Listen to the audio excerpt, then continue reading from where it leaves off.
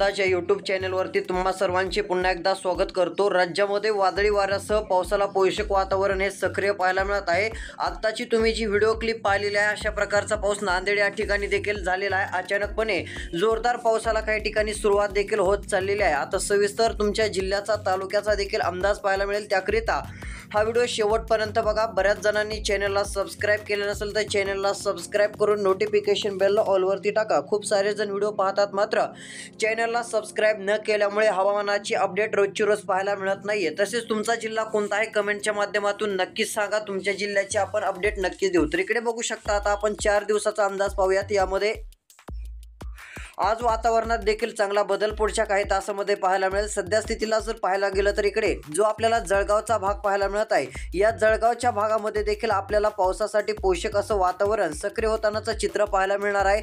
मोठ्या प्रमाणामध्ये वातावरणाचा प्रभाव या जळगाव या ठिकाणी मोठा बदल आपल्याला पाहायला मिळेल। तसेच इकडे जो आपल्याला उत्तर महाराष्ट्रातील धुळेचा भाग पाहायला मिळत आहे, या भागात देखील आता ढगाळ वातावरण सध्या स्थितीला वाढत चाललेलं आहे। आता इकडे शेवगाव अमरावतीचा भाग असेल, या भागात देखील आता ढगाळ वातावरण वाढत चाललेलं आहे। मालेगाव जळगावच्या भागात देखील पावसाला पोषक वातावरण सक्रिय होईल। काही ठिकाणी विजांच्या कडकडाटासह तुरळक भागामध्ये पावसाची शक्यताही आपल्याला पाहायला मिळणार आहे, त्यामुळे शेतकऱ्यांनी सतर्क राहणे गरजेचे आहे। तसेच पुढे इकडे नाशिकचा भाग असेल, नाशिकचा राहिलेला मालेगावचा भाग, याही ठिकाणी वातावरणात बदल राहील। मात्र नाशिक या ठिकाणी जास्त काय पावसाची शक्यता राहणार नाही, तुरळक ठिकाणी ढगाळ वातावरण पाहायला मिळणार आहे। अशा प्रकारचा अंदाज सध्या स्थितीला आपल्याला मॉडेलनुसार पाहायला मिळत आहे। तर इकडे छत्रपती संभाजीनगर वाशिम या ठिकाणच्या शेतकऱ्यांनी चॅनलला सबस्क्राइब करून काल बऱ्याच कमेंट देखील केलेल्या होत्या। आता ज्यांनी चॅनलला सबस्क्राइब केला आहे त्यांच्या जिल्ह्याचा आपण अंदाज लवकरात लवकर देऊया। तुम्ही देखील चॅनलला सबस्क्राइब करून नोटिफिकेशन बेलला ऑलवरती टाका, तुमचा जिल्हा कमेंटमध्ये नक्की सांगा। तर इकडे बघू शकता आता जो छत्रपती संभाजीनगरचा भाग पाहायला मिळत आहे, यामध्ये छत्रपती संभाजीनगरचा काय भाग आहे, सिल्लोडचा भाग आहे, कन्नड, वैजापूर, श्रीरामपूरचा भाग असेल, तसेच मनमाडचा काय भाग असेल, या भागामध्ये आपल्याला आता ढगाळ वातावरण पाहायला मिळत आहे। ढगाळ वातावरणाची तीव्रता वाढत जाईल, तर तुरळक भागामध्ये पावसासाठी पोषक वातावरण हे सक्रिय होत जाणार आहे, असा अंदाज सध्या स्थितीला या भागाचा मॉडेलनुसार आपल्याला दिसून येत आहे। असे चित्र सध्या स्थितीला पाहायला मिळत आहे। तर इकडे नाशिकचा भाग असेल, इगतपुरी, वाडाचा भाग असेल, या भागात देखील अशी तीव्रता आपल्याला पाहायला मिळणार आहे। उन्हाची तीव्रता वाढत जाईल, तुरळक ठिकाणी पावसाची शक्यता राहील, अन्यथा जास्त काय पावसाची शक्यता नाहीये। तसे इकडे कल्याणचा भाग असेल, कल्याण, डोंबिवली, जेजुरीचा भाग असेल, जुन्नरचा भाग असेल, खेडचा भाग असेल, या भागामध्ये अहिल्यादेवीनगरच्या भागामध्ये देखील मोठा बदल हा पावसात पाहायला मिळणार असून तुरळक ठिकाणी पावसाची हजेरी लागेल। शेतकरी मित्रांनो, व्हिडिओ फक्त शेवटपर्यंत बघत चला। तुमच्या जिल्ह्याचा तालुक्याचा अंदाज देखील काय आहे ते तुम्हाला नक्कीच पाहायला मिळेल। तुमचा जिल्हा देखील कमेंटच्या माध्यमातून नक्कीच कळवा।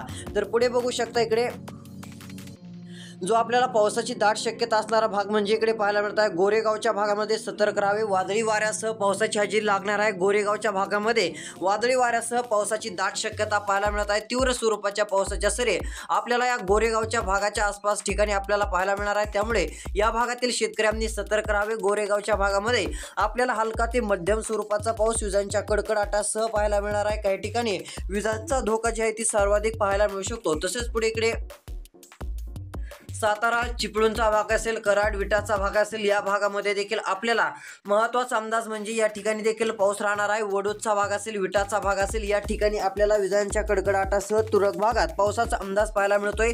या भागामध्ये असा बदल पाहायला मिळणार आहे। तर शेतकरी मित्रांनो, इकडे सातारा, कराडच्या भागात देखील मोठा बदल होणार असून तुरळक ठिकाणी पावसासाठी पोषक वातावरण सक्रिय, बऱ्यापैकी पावसाला पोषक वातावरण पाहायला मिळणार आहे, असा अंदाज आज या ठिकाणी दिसून येत आहे।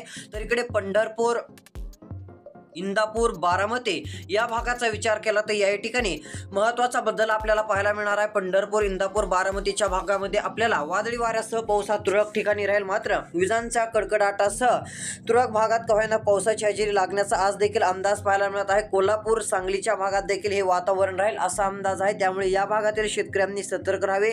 इकडे इंदापूर, जतचा, सांगलीचा जो काही राहिलेला भाग असेल, इकडे बघू शकता जत, इंदापूर, सांगली, निपाणीच्या भागापर्यंत रायबागचे काय भाग आहेत, या ठिकाणी आपल्याला विजयपुराच्या भागात देखील महत्त्वाचा बदल पाहायला मिळणार आहे। या ठिकाणी विजांच्या कडकडाटासह तुरळक भागात कव्हाना पावसासाठी पोषक वातावरण हे सक्रिय होईल। पुढच्या काही तासात मोठे बदल देखील आपल्याला पाहायला मिळतील असा अंदाज पाहायला मिळत आहे। तर पुढे इकडे बघू शकता जो सोलापूरचा भाग आहे, सोलापूर तुळजापूरचा भाग असेल, राहिलेला बार्शी पेठचा भाग असेल, या भागात देखील महत्त्वाचा बदल राहणार आहे. या भागात देखील पावसाला पोषक वातावरण सक्रिय राहील. मोठ्या प्रमाणामध्ये पावसाची हजेरी नाही लागली तरी तुरळक भागात का होईना वादळी वाऱ्यासह पावसाचा एक अंदाज आपल्याला पाहायला मिळत आहे. वादळी वाऱ्यासह पावसाची शक्यता या भागामध्ये आपल्याला पाहायला मिळणार आहे. याच प्रकारची स्थिती इकडे बघू शकता. जो आपल्याला बारामती दोनचा भाग पाहायला मिळत आहे, इंदापूर तसेच इकडे करमाळाचा भाग असेल, जामखेडचा भाग असेल, केजपेठचा भाग असेल, तुरळक ठिकाणी ढगाळ वातावरण राहील. जास्त काही पावसाची शक्यता नाही. झालाच तर पाऊस इकडे बार्शी, इंदापूर, बारामती,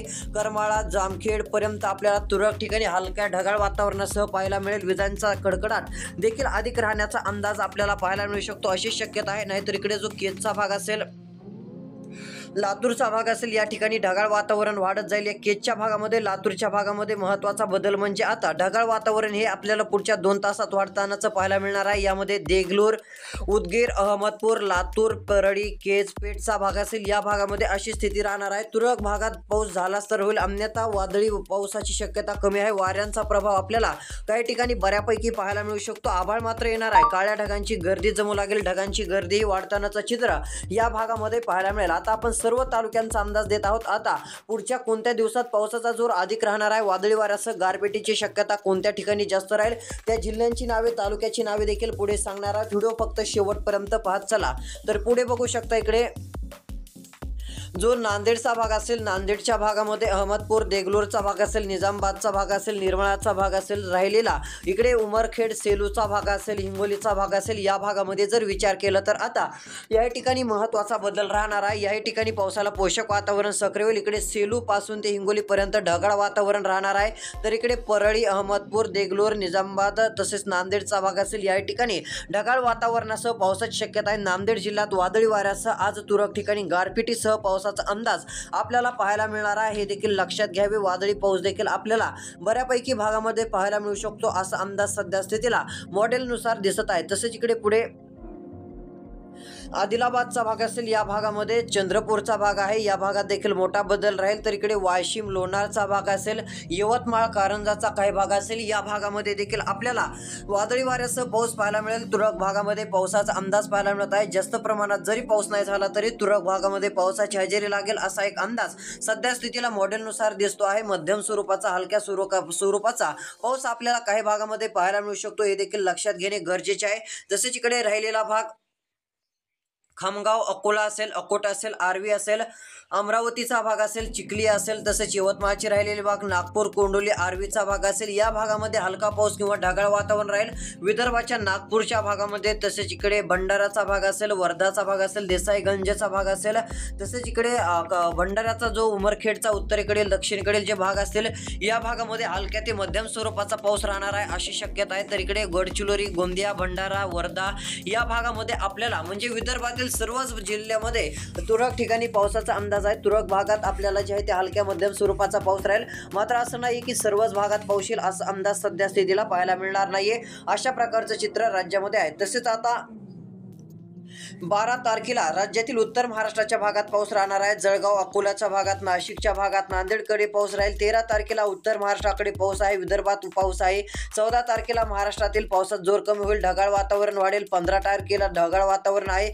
16 तारखेला स्थानिक वातावरणातून पावसाची शक्यता आहे. 17 तारखेला स्थानिक वातावरण निर्माण होऊन राज्यात पाऊस राहणार आहे. 18 तारखेला देखील हीच परिस्थिती आहे. दिनांक 19 एप्रिल रोजी देखील पावसासाठी पोषक वातावरण पाहायला मिळणार आहे. हलक्या मध्यम स्वरूपाचं पावसाळी वातावरण राज्यातील काही जिल्ह्यात राहील. तर दिनांक 20, 21, 22, 23, 24, 25 तारखेला राज्यामध्ये हलक्या ते मध्यम स्वरूपाचं वातावरण तुरळक भागाकरिता पावसाचं पाहायला मिळणार आहे, असा अंदाज आहे. चॅनल सबस्क्राईब करा, नोटिफिकेशन बेलला ऑलवरती टाका. तुमच्या जिल्ह्याचा रोज हवामान अंदाज पाहायला मिळेल.